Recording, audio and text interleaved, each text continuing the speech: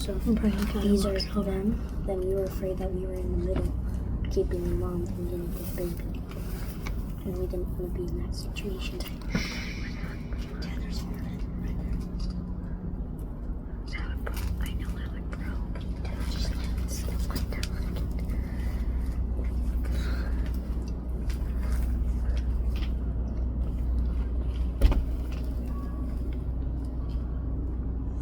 Why do they have a roof?